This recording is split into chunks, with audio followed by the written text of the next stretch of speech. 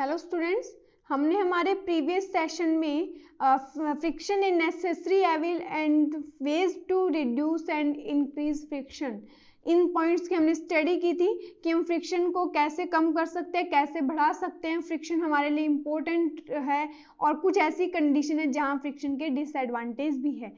तो हमने देखा था कि अगर हमें फ्रिक्शन को इंक्रीज करना है तो इंक्रीज करने के लिए हम क्या कर रहे थे, जो स्मूथ सरफेस था वो रफ सरफेस में चेंज हो रहा था, और अगर आपको फ्रिक्शन को डिक्रीज करना है या रिड्यूस करना है तो इसमें हमने देखा था कि हमारा जो रफ सरफेस था वो एक स्मूथ सरफेस में चेंज हो रहा था।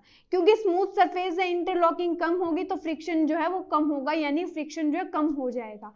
और अगर इंक्रीज करना था तो हमने देखा था कि हम किसको चेंज करे थे, स्मूथ सरफेस को रफ में चेंज करें, क्योंकि रफ में इंटरलॉकिंग ज्यादा तो फ्रिक्शन का वैल्यू क्या था, ज्यादा था। तो इन सब पॉइंट्स की हमने स्टडी कर ली थी। अब देखो आज का जो हमारा टॉपिक है वो रहेगा हमारा फ्लूइड फ्रिक्शन। अब देखो हमने जैसे देखा था कि जैसे आपने ग्राउंड पर एक आपके पास ग्राउंड है, वहां पर आपने एक बॉल को फोर्स लगाकर छोड़ दिया। जैसे ही आपने फोर्स लगाकर छोड़ दिया, आप देखोगे कि आपका बॉल यहाँ पर आकर रुक जाता है। ये बॉल यहाँ पर आकर क्यों रुका है? क्योंकि देखो दो सरफेस कांटेक्ट में है। कौन सी? एक तो जमीन की सरफेस, जहां जिस सरफेस पर आपने बॉल को फोर्स लगाकर छोड़ा है, और एक इस बॉल का सरफेस, ये दोनों सरफेस कांटेक्ट में है। जब बॉल मूव कर रही है, आपने फोर्स लगाया है तो अपोजिट डायरेक्शन में यहाँ फ्रिक्शन फोर्स लग जाएगा। तो ये जो अपोजिट डायरेक्शन में जो फ्रिक्शन फोर्स लगा है, इसने बॉल को रोक दिया। अब देखो मैं आपसे एक क्वेश्चन पूछती हूँ कि जब आपने जैसे नाव चलाते हुए, बोट कर चलाते हुए किसी को देखा होगा, मान लो जब आपने बोट चलाते हुए देखा तो क्या करता है, उसके अंदर बैठा हुआ जो व्यक्ति है, वो पर्सन जो है वो चप्पू से पानी को पीछे की ओर करता है। अगर वो चप्पू चलाना छोड़ दे तो क्या बोट रुक जाएगा? डेफिनेटली बोट रुक जाएगा। तो इसका रीजन क्या है? क्या यहाँ दो सरफेस अब कांटेक्ट में है? ये भी तो बात एक नॉर्मल सा है। आप बॉल को ऊपर क्यों उछालते हो, बॉल जमीन पर आ जाती है, यानी रुक जाता है। जो एयर है वहां पर भी मान लो कोई भी एरोप्लेन उड़ रहा है, अब पायलट सोचता है नहीं भाई फ्यूल ज्यादा यूज हो रहा है, अब मैं एरोप्लेन को नहीं उड़ाऊंगा। अगर वो एरोप्लेन उड़ाना छोड़ दे, एरोप्लेन जमीन पर आकर गिर जाता है, तो क्या उस पर भी कोई फोर्स, वो क्यों गिरा, वो जमीन पर आकर क्रैश हुआ है, उसका रीजन क्या है? आपने बॉल को ऊपर क्यों उछाला, बॉल जमीन पर आकर गिर जाती है, उस सब का रीजन क्या है? क्या यहाँ पर कोई फोर्स लग रहा है जो ये रुक रहे हैं? जैसे बॉल में तो आपने बताया कि दो सरफेस कांटेक्ट में, क्या बॉल जब आपने ऊपर उछाली वो नीचे आकर गिर गई, क्या वहां पर कोई दो सरफेस कांटेक्ट में है? तो यहां भी दो सरफेस कांटेक्ट में है। कैसे? मान लो ये पानी के अंदर, यहाँ कोई पर्सन जो है वो ऐसे बोट चला रहा है, ये बोट पानी के अंदर चल रही है, तो क्या होगा, ये बोट जब पानी के अंदर चलाएगा, बोट जब ये पानी के अंदर चल रही है, मान लो पानी वाटर की सरफेस ये है, ठीक है, यहाँ पर वो बोट चल रही है। जब बोट यहाँ चल रही है तो जो बोट का सरफेस है वो और जो वाटर की जो सरफेस है ये दोनों आपस में टच में है, एक दूसरे के कांटेक्ट में है। जब बोट आपका इस डायरेक्शन में मूव कर रहा है तो ये पानी अपोजिट डायरेक्शन में फोर्स लगा रहा है, और जब आपने किसी को चप्पू चलाते हुए देखा, वो अपोजिट डायरेक्शन में पानी को पीछे क्यों चलता है, मान लो उसको राइट डायरेक्शन में बढ़ना है तो वो पानी को पीछे की ओर धकेलता है, तो पानी को पीछे की ओर धकेलता है ताकि वो चल पाए। तो पानी भी क्या करता है, उस पर एक अपोजिट डायरेक्शन में वहां फोर्स लगाएगा, उसको रोकने की कोशिश करेगा। तो तभी तो अगर वो चप्पू चलाना छोड़ देगा तो बोट पानी के अंदर उसी जगह रुक जाएगी। आपने बॉल को उछाला, बॉल, आप तो बोलोगे कि मैम बॉल के कांटेक्ट में तो कोई है ही नहीं, फिर बॉल ऐसे रुकी क्यों? तो उसका रीजन क्या, बॉल नीचे ही क्यों आई? तो इसका रीजन क्या, यहाँ एक ग्रेविटेशनल फोर्स तो लग रहा है, उसके अलावा एक फोर्स और लग रहा है कि जो बॉल है वो कंटिन्यू ऊपर चली जाए। लेकिन बॉल ऊपर क्यों नहीं जा रही? क्योंकि जो हमने जैसे ही बॉल को ऊपर क्यों उछाला तो एयर भी उस पर एक फोर्स लगा रही है, एयर उसको एक वापस नीचे की ओर भेज रही है। तो एयर जो अपोजिट डायरेक्शन में फोर्स लगा रही है जिससे बॉल हमारा नीचे आ रहा है। अब यहाँ पर कांटेक्ट में कौन है? एक तो बॉल हमारी आई है, उसका बॉल का सरफेस कांटेक्ट में है, और उसके चारों तरफ जो एयर प्रेजेंट है वो कांटेक्ट में है। अभी तक हमने जो फ्रिक्शन पढ़ा था, जैसे बॉल रुकी थी तो यहाँ कौन कांटेक्ट में था, बॉल की सरफेस और हमारी जमीन जो थी वो, यानी दोनों कौन टच में थे, दोनों सॉलिड सरफेस थी। दोनों ही सरफेस कैसी है, सॉलिड सरफेस। लेकिन फ्लूइड फ्रिक्शन में जब आपने बोट को चलते हुए देखा या फिर बॉल जब नीचे आई है, यानी आपने नाव को चलते देखा और जो बॉल आपने ऊपर भेजी वापस नीचे आई, इस कंडीशन में कौन कांटेक्ट में, यहाँ बोट किसके कांटेक्ट में है, वाटर के कांटेक्ट में है, यानी वाटर कैसा है, एक लिक्विड है हमारा। और यहाँ पर जो बॉल है वो किसके कांटेक्ट में थी, यहाँ पर बॉल जो है एयर के कांटेक्ट में थी, और एयर हमारा कैसा मीडियम है, गैसेस मीडियम है। तो यानी फ्लूइड फ्रिक्शन हम किसे कहते हैं, फ्लूइड का मीन क्या है, फ्लूइड का मीन ही लिक्विड और गैस है। फ्लूइड का मीन क्या है, लिक्विड और गैस है। तो ऐसा नहीं है कि फ्रिक्शन ओनली सॉलिड सरफेस में लगता है, जो हमारा फ्रिक्शन है वो लिक्विड सरफेस पे भी लग सकता है और गैसेस में भी लग सकता है। लिक्विड और गैसेस में भी फ्रिक्शन प्रेजेंट है। इसी फ्रिक्शन को हम क्या बोलते हैं, फ्रिक्शनल फोर्स, फ्लूइड फ्रिक्शन बोलते हैं। ये जो फ्लूइड फ्रिक्शन है, इसी फ्रिक्शन के कारण हमारी जो बोट है अगर वो पानी में चल रही है तो रुक जाती है। आपने स्विमिंग करते हुए देखा होगा, भाई मुझे तो स्विमिंग नहीं आती, मान लो आपको स्विमिंग आती है, आप क्या करते हो, स्विमिंग करते वक्त पानी को पीछे की ओर अपने हाथ से धकेलते हो, धकेलते हो ना, क्यों धकेलते हो, ताकि आप आगे की ओर मूव कर पाओ। आप पानी के अंदर पानी को मत धकेलो तो क्या आप आगे की ओर मूव कर पाओगे, नहीं कर पाओगे, क्योंकि वो जो पानी है वो आप पर अपोजिट डायरेक्शन में एक फोर्स लगा रही है।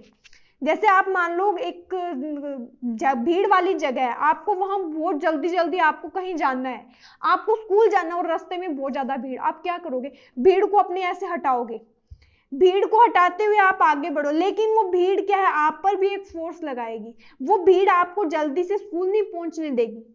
तो सेम कंडीशन यही है कि वाटर को जब आप हटाते हो तो वाटर आपको हटा रहे हो, आप पीछे की ओर फोर्स लगा रहे हो, तो यानी आप वाटर को हटाकर आगे बढ़ना चाह रहे हो, लेकिन वाटर भी क्या करता है, आप पीछे की ओर फोर्स क्यों लगाता है, कि आप आगे बढ़ो। तो ऐसी कंडीशन में यहाँ जो अगर आप वाटर को पीछे की ओर नहीं करोगे तो आप रुक जाओगे, आप आगे की ओर मूव नहीं कर पाओगे। क्यों नहीं कर पाओगे, क्योंकि वहां पर फ्लूइड फ्रिक्शन जनरेट हो जाता है। समझ में आया फ्लूइड फ्रिक्शन क्या है।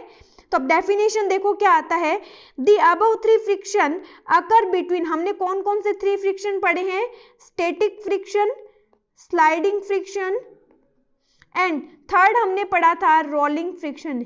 ये हमने तीन फ्रिक्शन जो पढ़े थे, इनके अलावा अकर बिटवीन सॉलिड सरफेसेस, ये तीनों जो फ्रिक्शन थे ये कहां पर मिले थे, हमें सॉलिड सरफेस पर मिले थे। Where as fluid friction occurs in fluids, जो फ्लूइड फ्रिक्शन है वो फ्लूइड में प्रेजेंट होता है। देखो बेसिकली सभी बच्चे फ्लूइड से मीन लगाते हैं कि ओनली फॉर लिक्विड, बट ये ओनली फॉर लिक्विड नहीं है। फ्लूइड फ्रिक्शन, जो फ्लूइड का मीन होता है कि जिसमें बहने का प्रॉपर्टी हो, यानी जो बहती हो। एक जैसे वाटर है, वाटर को आपने डाला वो बहकर आगे चला जाएगा, नदियों में पानी बहता है, तो यानी जिसमें बहने का करेक्टर प्रेजेंट है वो क्या है, फ्लूइड है। अब आप बोलोगे मैम गैसेस में कैसे है बहने का गुण, गैसेस में कैसे है, तो भाई देखो आपको पता है कि हमारे चारों तरफ जो एयर प्रेजेंट है वो क्या है, गैसों का मिक्सचर है, गैसेस मिक्सचर है। कौन कौन सी गैसेस है, फॉर एग्जांपल उसमें नाइट्रोजन, ऑक्सीजन, कार्बन डाइऑक्साइड और भी बहुत सी गैसें प्रेजेंट है। तो हवा बहती है या नहीं बहती, हवा भी तो चलती है, तो यानी हवा बह रही है। तो जिसके भी अंदर बहने की प्रॉपर्टी प्रेजेंट है वो सारे क्या है, फ्लूइड है। तो लिक्विड भी बह रहा है, गैस भी बह रही है, तो ये क्या है, एक फ्लूइड है। दैट इज इन लिक्विड और गैसेज, यानी फ्लूइड में कौन कौन आता है, लिक्विड और गैसेज आते हैं। A fluid is a substance, fluid एक ऐसा सब्सटेंस है that can flow and take the shape of a container, जिसमें फ्लो करने की, एयर फ्लो होता है, वाटर फ्लो होता है, जिसमें फ्लो करने की प्रॉपर्टी प्रेजेंट है, प्लस आप उसको जिस भी कंटेनर में डालोगे वो उसी की शेप ले लेगा। आपके पास सॉलिड है, आप उसको जिस कंटेनर में डालो क्या वो उसकी शेप लेगा, नहीं लेगा। उसको एक बार आपने जिस कंटेनर में डाल दिया उसकी शेप ले लेगा, फिर आप उसे किसी दूसरे कंटेनर में डालोगे वो उसकी शेप नहीं लेगा। आपने वाटर को गिलास में डाला, गिलास की शेप ले ली, आपने वाटर को किसी बाउल में डाला, उसने बाउल की शेप ले ली। गैसेस भी सेम ऐसे ही है, यानी आप उसे जिस भी कंटेनर में डाल रहे हो अगर वो उसी की शेप ले रहा है प्लस उसमें फ्लो करने की प्रॉपर्टी प्रेजेंट है तो वो क्या है, हमारा एक फ्लूइड है। फ्लूइड में कौन कौन इंक्लूड है, गैसेस और लिक्विड इंक्लूड है। Fluid friction can be defined as the friction, ये फ्लूइड फ्रिक्शन का डेफिनेशन आपका यहाँ आता है, देखो, that occurs when object moves across fluid, यानी जब आपका ऑब्जेक्ट उस फ्लूइड में से मूव कर रहा है, यानी बोट जो है आपका पानी में चल रहा है, आपका बॉल जो है एयर में मूव कर रहा है, तो यानी उस कंडीशन में उस मीडियम, उस फ्लूइड के द्वारा अपोजिट डायरेक्शन में जो फोर्स लगाया जाता है वो फोर्स आपका कौन सा है, फ्लूइड फ्रिक्शन है। Another name for fluid friction is drag, ये इंपॉर्टेंट पॉइंट है कि फ्लूइड फ्रिक्शन का जो अनदर नेम है वो क्या है, ड्रैग है। It resist the movement of viscous fluid relatively to each other. फिर देखो ये जो फ्लूइड है, ये जो आपको फ्लूइड है, जितना ज्यादा ये थिक होगा, ये उसका इससे जो फ्रिक्शन कॉज होगा वो उतना ही ज्यादा होगा। फ्लूइड जितना ज्यादा थिक, आपका फ्रिक्शन उतना ही ज्यादा जनरेट होगा। फिर देखो, the force exerted by fluids is called drag. Drag force acts in a direction opposite to the direction of motion of the object, object के अपोजिट डायरेक्शन में लगेगा। For example, when an aeroplane moves at high speed, it experienced air resistance. जब aeroplane move कर रहा है तो उस पर अपोजिट डायरेक्शन में एयर एक फोर्स लगा रही है। मान लो इस डायरेक्शन में एयर, अपना एरोप्लेन मूव कर रहा है तो एयर जो अपोजिट डायरेक्शन में एक फोर्स लगाएगी। तो ये क्या है, ये हमारा एक जो फ्लूइड फ्रिक्शन है वो कौन लगाता है, किसके कारण आता है, वो फ्लूइड फ्रिक्शन जो है वाटर भी लगा सकता है, यानी जिसके अंदर फ्लो करने का और जिस भी कंटेनर में आप डालो उसकी शेप ले लेता है, ऐसी दो प्रॉपर्टी जिसके अंदर प्रेजेंट है वो हमारा फ्लूइड फ्रिक्शन का कॉज बनेगा। यानी वाटर भी फ्लूइड फ्रिक्शन लगाता है, गैसेस जो है वो फ्लूइड फ्रिक्शन लगाती है ऑब्जेक्ट की जो डायरेक्शन है मूव करने की उससे अपोजिट डायरेक्शन में। फिर देखो, फ्लूइड फ्रिक्शन जो है वो किन किन फैक्टर्स पर डिपेंड करता है। हमारा फर्स्ट पॉइंट आता है speed of object with respect to the fluid, यानी फ्लूइड के रिस्पेक्टिवली जो ऑब्जेक्ट की स्पीड है उस पर डिपेंड करता है। कैसे, मान लो कि आप साइकिल चला रहे हो बहुत तेज, या आप बहुत तेज दौड़ रहे हो, तो आप जब दौड़ रहे हो तो आपने देखा होगा आपके बाल जो है ये पीछे की ओर मूव करते हैं। रीजन क्या है, आप आगे की ओर दौड़ रहे हो लेकिन जो एयर है सामने प्रेजेंट है वो आप पर पीछे की ओर फोर्स लगा रही है, जिससे कि आपके बाल, आपके कपड़े पीछे की ओर उड़ते रहते हैं। साइकिल चलाते वक्त आपने देखा होगा कि नॉर्मली आप देख रहे हो भाई हवा नहीं चल रही, आपने सोचा मैं साइकिल चलाऊंगी, आपने साइकिल चलाई और जब आप जो ही साइकिल को स्पीड पर चलाना स्टार्ट करते हो तो आपके बाल पीछे की ओर उड़ने लगते हैं, आपके कपड़े पीछे की ओर उड़ने लगते हैं। तो इसका रीजन क्या है कि एयर जो है वो अपोजिट डायरेक्शन में एक फोर्स लगा रही है। तो एयर जो अपोजिट डायरेक्शन में फोर्स लगा रही है, ये कौन सा फोर्स है, फ्लूइड फ्रिक्शन है। तो हमारा जो फ्लूइड फ्रिक्शन है वो किस पर डिपेंड कर रहा है, ऑब्जेक्ट के मूव करने की स्पीड पर डिपेंड कर रहा है। नेक्स्ट देखो, the shape of the object, object की शेप पर डिपेंड कर रहा है। मान लो किसी भी ऑब्जेक्ट का शेप आपका है रेक्टेंगल है, रेक्टेंगुलर शेप है, या किसी का स्क्वायर शेप है, या कोई स्फेरिकल शेप में है, तो यहाँ पर जो लगेगा फोर्स, एयर जो यहाँ पर मान लो ये इस डायरेक्शन में मूव कर रहा है और एयर जो फोर्स लगाएगी वो इतने बड़े एरिया पर फोर्स लगाएगी, तो यानी कि ज्यादा फोर्स लगेगा, फ्रिक्शन फोर्स, फ्लूइड फ्रिक्शन ज्यादा हो जाएगा। तो ये शेप पर डिपेंड करता, तभी आपने देखा होगा कि जो एरोप्लेन की शेप है वो आगे से ऐसे बनाई जाती है। हमारे जो बर्ड्स हैं उनकी भी शेप देखो आगे से ऐसे नुकीली होती है, आगे से उनकी चोंच निकली हुई होती है। उसका रीजन क्या, आगे से उनका शेप जो है बहुत पतला होता है। तो उन सब का रीजन क्या है कि जो एयर जो फोर्स लगाएगी उस फोर्स का वैल्यू कम हो। मान लो मैं मेरे हाथ को आगे ला रही हूँ, तो जो एयर है वो फोर्स लगाएगी, इतने पूरे एरिया पर फोर्स लगाएगी। अब लेकिन मान लो मैं एक फिंगर को आगे ला रही हूँ तो एयर जो है वो कितने एरिया पर अब फोर्स लगाएगी, केवल इतने से एरिया पर फोर्स लगाएगी। जब इतने एरिया पर फोर्स लग रहा था तो ये फोर्स क्या था, ज्यादा था, लेकिन जब एक सिंगल फिंगर पर इतने ही एरिया में फोर्स लगेगा तो वो कम होगा। तो जो फ्लूइड फ्रिक्शन है वो किस पर डिपेंड कर रहा है, फ्लूइड फ्रिक्शन हमारा डिपेंड कर रहा है शेप पर डिपेंड कर रहा है। Size of the object, size पर भी डिपेंड करेगा, जितना बड़ा साइज होगा आपके ऑब्जेक्ट का उस पर फ्लूइड फ्रिक्शन उतना ही ज्यादा होगा, साइज जितना कम होगा फ्लूइड फ्रिक्शन उतना ही कम होगा। फिर देखो nature of the fluid, nature of the fluid का मीन है कि आपका जो फ्लूइड है उसकी थिकनेस कैसी है, उसकी विस्कोसिटी कितनी है। यानी अगर कोई फ्लूइड आपका ऐसा है जिसकी थिकनेस बहुत ज्यादा है, यानी उसकी विस्कोसिटी ज्यादा है, तो क्या होगा, और कम है तो क्या होगा। जैसे कि आपको इस एक्टिविटी में दिख रहा है कि मान लो आपके पास 3 कंटेनर है, 3 कंटेनर में एक में आपके पास हनी है, एक में आपके पास ऑयल है, और एक कंटेनर में आपके पास वाटर है। अब आपको मैंने क्या बोला कि मैंने आपको एक मार्बल का टुकड़ा दे दिया, मैंने आपको एक मार्बल का टुकड़ा दे दिया, और फिर मैंने आपको बोला कि आपको इन मार्बल के टुकड़े को, 3 स्टूडेंट है मेरे पास, आप 3 बच्चे खड़े हो, मैंने तीनों को मार्बल का टुकड़ा दिया और आप तीनों ने एक साथ मार्बल के टुकड़े को उसके अंदर छोड़ा, और फिर मैंने 8 सेकंड के बाद मैंने टाइम को स्टॉप कर दिया। जैसे ही मैंने 8 सेकंड के बाद टाइम को स्टॉप किया तो आप और मैं क्या देखेंगे, हम देखेंगे कि जो हमने मार्बल का टुकड़ा डाला है इसने सबसे ज्यादा डिस्टेंस किसमें क्रॉस किया, वाटर में क्रॉस किया है। उससे कम डिस्टेंस किसमें क्रॉस किया, हनी में किया, और उससे कम डिस्टेंस किसमें क्रॉस किया, ऑयल में किया। इसका रीजन क्या है, विस्कोसिटी है। क्योंकि देखो वाटर में जो वाटर है उसकी थिकनेस बहुत कम है, यानी वाटर को अगर आप डालते हो, मान लो आप वाटर को आपने फर्स्ट पे डाला तो वो बहुत इजीली फ्लो कर जाएगा। आपने ऑयल को डाला वो फ्लो नहीं कर पाएगा, हनी को डाला वो थोड़ा धीरे धीरे फ्लो करेगा। तो यानी विस्कोसिटी सबसे कम किसकी है, वाटर की सबसे कम है, यानी वाटर की थिकनेस सबसे कम है सबसे, और उससे कम विस्कोसिटी किसकी है, हनी की विस्कोसिटी वाटर के कंपैरेटिवली थोड़ी ज्यादा है। सबसे कम विस्कोसिटी वाटर की, उससे थोड़ी ज्यादा विस्कोसिटी किसकी है, हनी की, और सबसे ज्यादा विस्कोसिटी इन तीनों में से किसकी है, ऑयल की।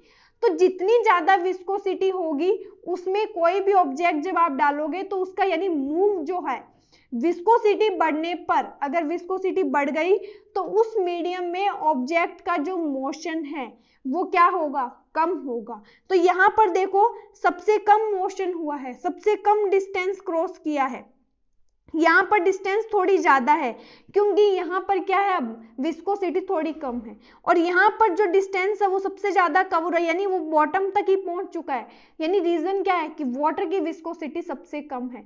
तो विस्कोसिटी कैसे इफेक्ट कर रही है, या नेचर ऑफ द फ्लूइड कैसे इफेक्ट कर रहा है कि जितना ज्यादा विस्कोसिटी ज्यादा होगी किसी फ्लूइड की तो उसमें जो ऑब्जेक्ट जो मूव करेगा उस पर जो फ्रिक्शन फोर्स लगेगा उसका वैल्यू, फ्लूइड फ्रिक्शन जो लगेगा वो उतना ही ज्यादा होगा। तभी तो उसने जो ऑब्जेक्ट ने उसमें जो मोशन हो रहा है उसकी मोशन की स्पीड क्या है, कम है।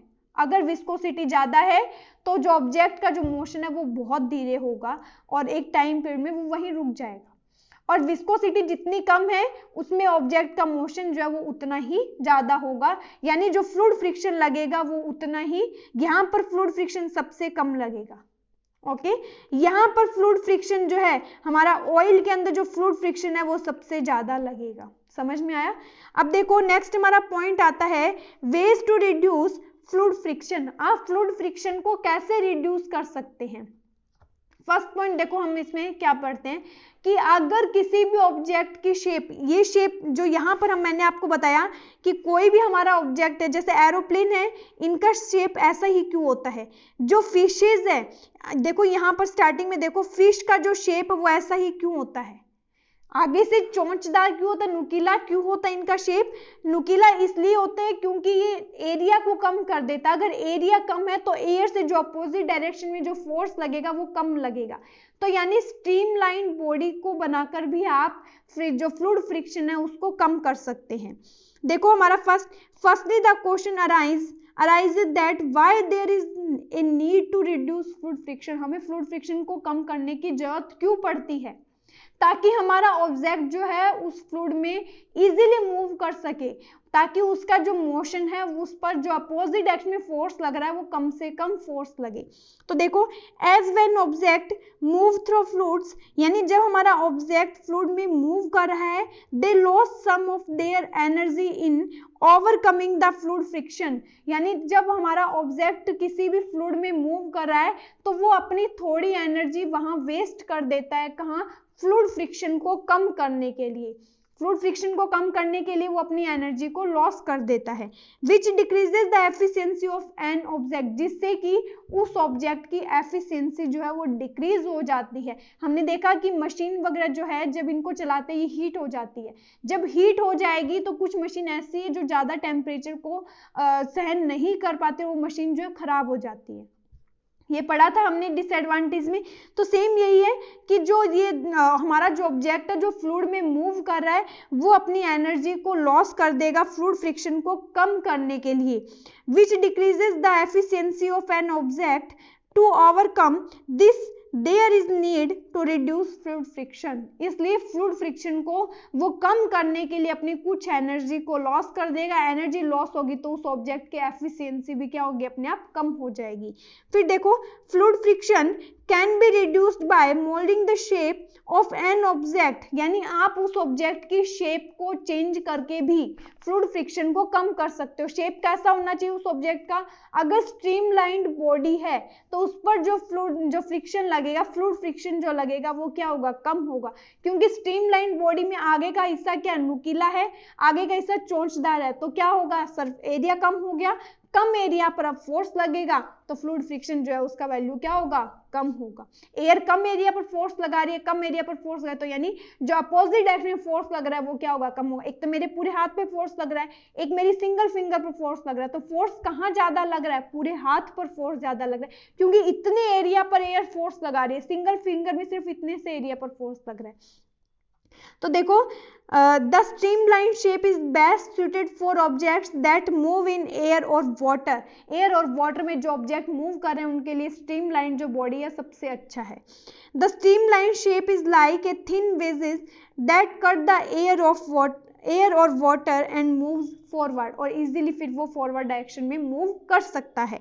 For example, an aeroplane has a special shape, aeroplane की स्पेशल शेप बनाई जाती है जिसे कि हम कहते हैं स्ट्रीमलाइन शेप।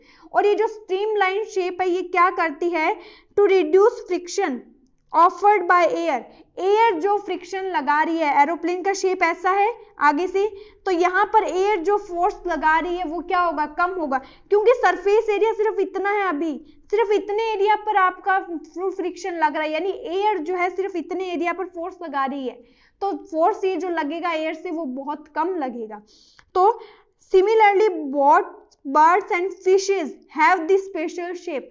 तो जो हमारी बोट है वो भी ऐसी शेप में होगी, आगे से नुकीली, और जो हमारे बर्ड्स हैं उनमें भी आगे की ओर चोंच निकली हुई होती है। फिशेज भी आगे से बहुत, उनका चोंचदार हिस्सा होता है, आगे से बहुत पतला होता है। तो उन सबका रीजन क्या है कि वहां पर जो एयर फोर्स लगाएगी उसका वैल्यू कम होगा। Have this special and suitable shape to reduce fluid friction and avoid loss of energy। अगर फ्रिक्शन कम लगेगा तो एनर्जी का लॉस भी क्या होगा, कम होगा। मान लो आपको भीड़ में से निकलना है, तो भीड़ में से निकलना आपको क्या करना पड़ेगा, उस भीड़ को हटाने के लिए आप ज्यादा एनर्जी यूज करोगे। तो जब ज्यादा एनर्जी आपका यूज हो रहा है, तो ज्यादा एनर्जी यूज कब हो रहा है, जब सामने से फोर्स ज्यादा आ रहा है, सामने से फोर्स ज्यादा आ रहा है तो एनर्जी ज्यादा यूज हो रहा है, तो यानी हमारी एनर्जी का भी लॉस हो रहा है। तभी तो बोलते हैं कि स्विमिंग जो है एक बेस्ट एक्सरसाइज है। बेस्ट एक्सरसाइज क्यों है, क्योंकि आप कंटिन्यू स्विमिंग में पानी को अपने हाथ से पीछे करते हो, आप पीछे कर रहे हो, आप फोर्स लगा रहे हो, क्योंकि पानी आपको पीछे की ओर धकेल रहा है। आप चाह रहे हो आगे जाना, पानी आपको पीछे की ओर धकेल रहा है, तो आप क्या करोगे, पानी को हटाओगे। जब आप पानी को हटाओगे तो आपने क्या किया, यहाँ पर फोर्स लगा, यानी आपकी एनर्जी लॉस हुई है। तो ये एक अच्छी एक्सरसाइज तभी कहा जाता है। तो देखो, अभी तक हमने जो फ्लूइड फ्रिक्शन के बारे में पढ़ा उसका कंक्लूजन यही है कि फ्लूइड फ्रिक्शन जो है, पहले हम पढ़ रहे थे कि सॉलिड सरफेस जब कांटेक्ट में आ रही तो वहां फ्रिक्शन लग रहा था। तो हम देखो जो लिक्विड है, जैसे सॉलिड में फ्रिक्शन लग रहा था, ठीक वैसे ही जो लिक्विड और गैसेस है वो भी ऑब्जेक्ट के अपोजिट डायरेक्शन में एक फोर्स लगाएगी, जिसे हमने बोला है फ्लूइड फ्रिक्शन। फ्लूइड फ्रिक्शन का अदर नेम क्या है, ड्रैग भी बोलते हैं हम इसे। ये किस किस पर डिपेंड करता है, ऑब्जेक्ट की स्पीड पर डिपेंड करता है, शेप पर डिपेंड करता है। शेप कैसी होनी चाहिए, स्ट्रीमलाइन शेप होनी चाहिए। स्पीड जितनी ज्यादा होगी फ्लूइड फ्रिक्शन जो है उतना ही ज्यादा लगेगा, और ये किस पर डिपेंड कर रहा था, साइज पर डिपेंड कर रहा था। साइज जितना बड़ा होगा फ्लूइड फ्रिक्शन का वैल्यू उतना ही ज्यादा होगा, और अगर स्ट्रीमलाइन बॉडी है तो उस पर फ्लूइड फ्रिक्शन जो है वो सबसे एयर के कारण जो फ्रिक्शन लग रहा है या वाटर के कारण जो फ्रिक्शन लग रहा है उसका वैल्यू उतना ही कम। और विस्कोसिटी यानी नेचर पर डिपेंड कर रहा था फ्लूइड की। अगर फ्लूइड जितना ज्यादा थिकनेस होगा, जितना ज्यादा वो गाढ़ा है, यानी उसकी थिकनेस जितनी ज्यादा होगी, वहां पर जो फ्लूइड फ्रिक्शन लगेगा उसका वैल्यू उतना ही ज्यादा होगा। यानी आपका जो ऑब्जेक्ट मूव कर रहा है, अगर थिकनेस ज्यादा है उस मीडियम की, तो वहां पर ऑब्जेक्ट का जो मोशन है वो बहुत धीरे होगा, क्योंकि उसके कारण जो उस मीडियम के कारण जो थिक मीडियम है जिसकी विस्कोसिटी ज्यादा है फ्लूइड की, तो वहां पर जो फ्रिक्शन लगेगा उसका वैल्यू क्या होगा, उतना ही ज्यादा होगा। वाटर क्या है, एक जिसकी विस्कोसिटी बहुत कम है, वाटर की विस्कोसिटी बहुत कम है, तो यानी वहां पर वाटर के अंदर जो फ्रिक्शन लगता है, यानी जो फ्लूइड फ्रिक्शन लग रहा है उसका वैल्यू क्या होगा, उतना ही कम होगा, और हमारा ऑब्जेक्ट उसमें इजीली मूव करता है। तो यानी इस सेशन में हमने फ्लूइड फ्रिक्शन को कंप्लीट पढ़ लिया। तो इसी के साथ ही हमारा जो चैप्टर है फ्रिक्शन वो कंप्लीट होता है। हम हमारे अपकमिंग सेशन में एनसीईआरटी के पॉइंट ऑफ व्यू से इस चैप्टर को रिवाइज करेंगे। Stay happy, keep study. Okay, thank you.